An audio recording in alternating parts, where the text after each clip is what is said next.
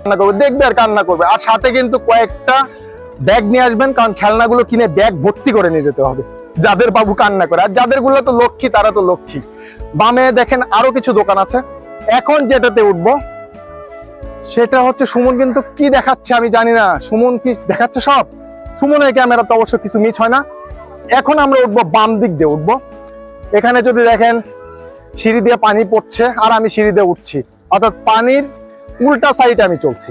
আমি একটু বাঁকা মানুষ তো, এই জন্য বাঁকা দিয়ে চলার চেষ্টা করছি। দেখি, ঝর্ণার ভিতরে পা ধোয়া নিষেধ, তো আপনারা এখানে পা ধুবেন, এখানে কিন্তু হাত ধুবেন, ঠিক আছে?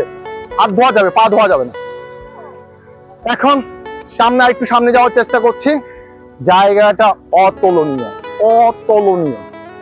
এখানে কি বলবো, এত সুন্দর। আর এই যে এই দৃশ্যটা দেখার জন্য কিন্তু বসার জায়গা করে দিয়েছে।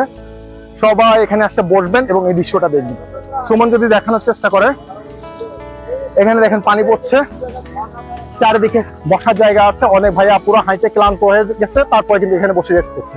তো আমরা এখন এদিক দিয়ে নামার চেষ্টা করছি, অর্থাৎ যেদিক দিয়ে উঠছি তার অপোজিট সাইড দিয়ে নামার জায়গা আছে।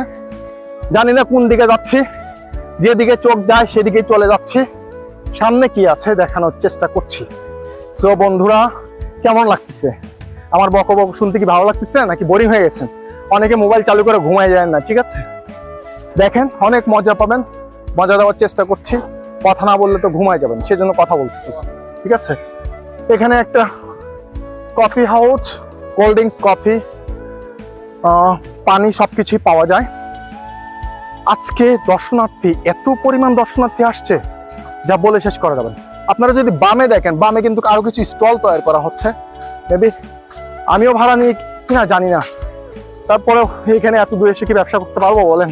আমি তো সবই পারি না, কি পারি না? অনেকেই তো আছে, হ্যাঁ ভাইয়া শেষ বেলা কে হোকারি শুরু করলেন। আরে আমি যেটা করি সেটাই হোকারি। এটা কি হলো রে ভাই?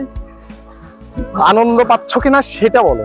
ছোটদেরকে বলছি, বড়দেরকে না। বড়দেরকে তুমি বললে আমার মাইন্ড করে বলবে যে আমি কি তোমার দুলাভাই লাগে, তুমি আমাকে তুমি বলতেছ? না ভাই, আমার দুলাভাই কেউ না, ছোট ভাই কেউ না, বড় ভাই কেউ না, সবাই আমার আপনজন। সবাইকে আমি অনেক ভালোবাসি, অনেক শ্রদ্ধা করি, অনেক সম্মান করি। সো আমাকে নিয়ে কেউ বাজে কমেন্টস করবে বলে আমার মনে হয় না। তারপরেও যাদের ভালো না লাগবে তারা বাজে কমেন্টস করবে, সমস্যা নেই। আমি তাতেও খুশি যে আমাকে কেউ শিক্ষা দিচ্ছে বা বাজে কমেন্টস করছে, সেখান থেকে আমি শিক্ষা অর্জন করছি। আমি শিখতে ভালোবাসি। সো আমাকে কেউ কমেন্টস করলে আমি সেখান থেকে অনেক কিছু শিখবো। অনেক কিছুই ভুলে বলে ফেলি যেটা জানি না। ডান সাইডে সুমন আপনাদেরকে দেখালো, ওখানে পিকনিক রান্না বান্না হচ্ছে। সবাই কিন্তু টায়ার্ড হয়ে গেছে, খাওয়ার জন্য চেষ্টা করছে।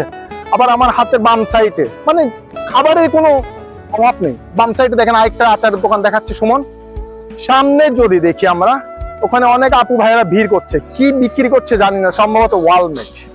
ওয়ালমেট গুলো এখানে আপনার কেনার পরে সেটা আবার সুন্দর করে পেপার দিয়ে মুড়িয়ে দিচ্ছে। এটা এখানে যারা আসবেন অবশ্যই বিভিন্ন ধরনের কিছু ওয়ালমেট আছে, এগুলো আপনারা কিনে নেবেন।